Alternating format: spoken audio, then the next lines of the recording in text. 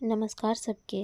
आज हम अहाँ सब लेल एकटा बहुत सुंदर छठ गीत लऽ कऽ आयल छियै। ई गीत हम अपन माँ के संग गा रहल छी। आशा करै छी जे अहाँ सबके बहुत नीक लागत। जँ वीडियो नीक लागत तऽ लाइक शेयर जरूर करब आ हमरा चैनल आकाश नंदी ब्लॉग के सब्सक्राइब जरूर करब। चलू गीत शुरू कऽ रहल छी। अपने तऽ जाइ छियो भैया देश रे विदेश बसब लागिलैया ओ भैया सब रंग संगे सब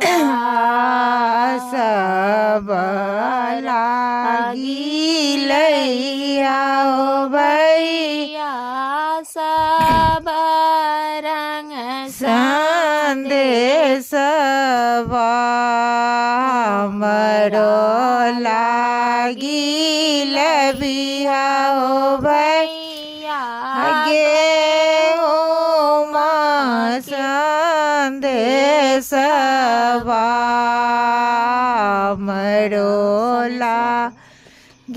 लागिलैया ओ भैया साठिया सने सवा हमरो लागिल बिया ओ भैया केलवा सने सवा अयोध्या नागरिया गे बहिनी केला बड़ महंग भेल। अयोध्या नागरिया गे बहिनी गेहूँ बड़ महंग भेला। छोड़ी दहिया गे बहिनी छठी के बरतिया छोड़ी दहिया गे बहिनी छठी के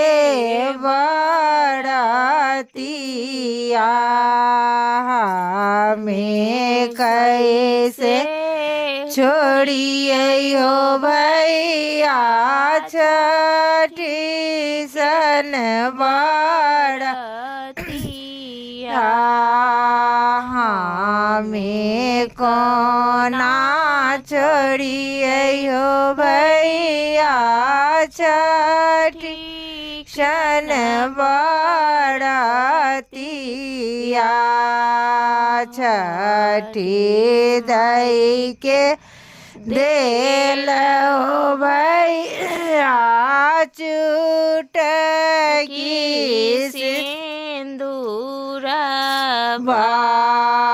छठी दई के देल हो भैया गोदी भरल कबा छठी माई के देल हो भैया गजाधर सन पुत्र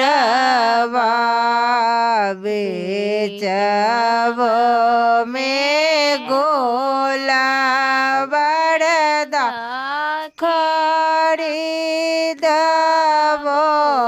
में नारियल बेचबो में गोला बरदा खरीदबो में नेबुआ में कैसे छोड़िए हो भाई छठी के बरतिया छठी माई के देल हो भैया भाई से भतीजा छठी माई के देल हो भैया भाई से भतीजा बेचब में गोला बरदा की नाव में मीठवा बेचब में गोला बरदा की नाव में मूलिया।